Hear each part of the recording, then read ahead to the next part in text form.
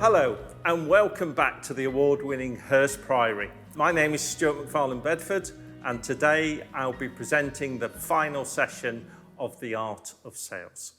So in this final session, it's all about understanding your potential clients' challenges, creating the right conditions to buy and presenting your offer as a solution to their problem.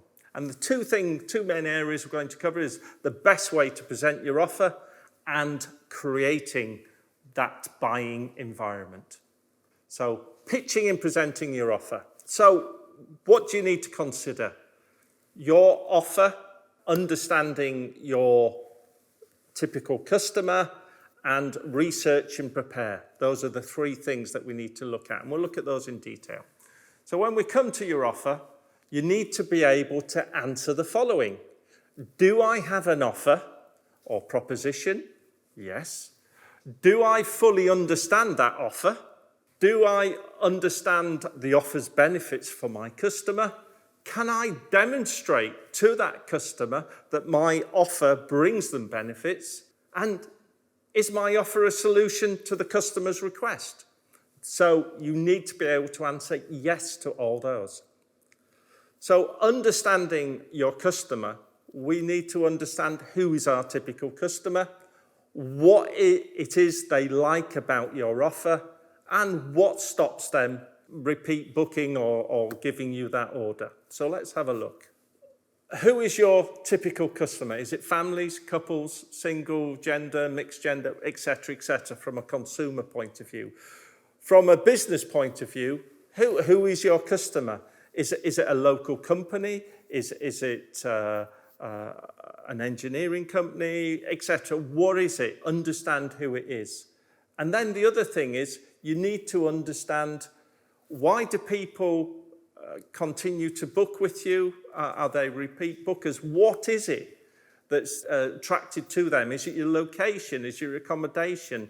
Is it your food? Is it your friendly staff? Why do people continue to book with you? Again, if you have repeat business bookings, what is it the businesses like about your facilities or your venue? And then you have to think about, well, why have I lost business? Why have consumer customers stopped booking? Is it because my accommodation's changed, or the chef has changed, or something about the location or the venue has changed? And again, you must ask the same with your business customers. You know, what has changed? Why did I have that business and why I don't get that business now? So once you understand what it's all about, then you can move on. So what we need to understand is what stops customers from buying. And the easiest way to do that is to put yourself in the customer's shoes.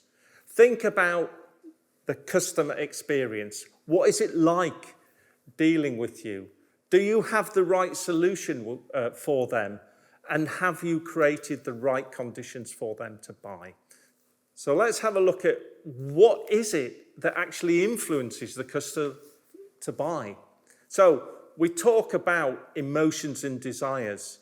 Most buying decisions are based on emotion, so you need to tap into that process and use the sales principles and techniques that we've talked about and understand the psychology of buying. Now, obviously, for business customers, it's slightly different. The decision tends to be more logic, and there tends to be an actual need around that.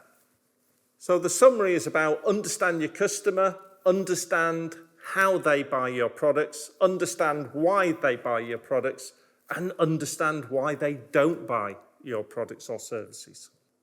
The easiest way to understand all these questions and get answers is about carrying out research and preparation. And you need to be able to answer yes to a number of questions. Do I have a good understanding of what the customer wants? Do I have ideas about what their potential challenges are? Do I suspect they're making a lot of inquiries? Are we just one of many? Do I know what I'm going to present? Do I have a structure for my presentation? Am I prepared? So for us to create the buying environment, we've done all our preparation and we've got our offer together. So we're ready to present, we're ready to engage with the customers. So we have our clear offer, we have our features and benefits, we know what we're going to say, we might have a script, and we have a meeting structure. We have an idea of what we think the customer's problems are, and we can demonstrate our offer is a solution to their problem. So it's now time for that sales presentation meeting. So to create that buying environment, when we engage, we interact with the customer, what are we doing? We've got to be clear. We're building rapport. We're being confident with our offer. We're listening more to the customer and trying to identify their challenges. We talk to provide the relevant information. We ask open questions. These are what, where, when, and how.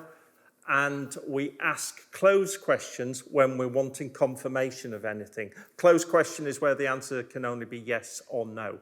And we propose a solution that solves a problem. So that's what we have to do in that buying environment. So let's look at that in a bit more detail. So the engagement, there is a process that you follow, a simple sales process, 3 steps. The first one is we identify whether it's a want or a need. The second is we qualify the query, the request, the issue, and we do that through that open questioning that I've just talked about. And when we have got confirmation that we completely understand, the third thing is we can propose a solution that demonstrates to the customer that our solution actually solves some of their problems and issues. So just to summarize up this final session. So we've talked about presenting your offer, how to have a clear offer, knowing your customers, doing that research and preparation. And we've talked more importantly about creating that buying environment. And that's about identifying the need, qualifying the challenges, and having a solution that solves a customer's issue. So the art of sales. So how do you create that buying environment? Well, just to summarize of the series, it's about having a structured conversation. It's about having clear communication. It's about sharing relevant and appropriate information. And it's about providing a solution to a problem. And remember, buying is an emotional decision. And it's not what you say, it's not what you do, it's actually how you make people feel. That was the final session of The Art of Sales. I hope you found them useful, and my next thing to you is good selling.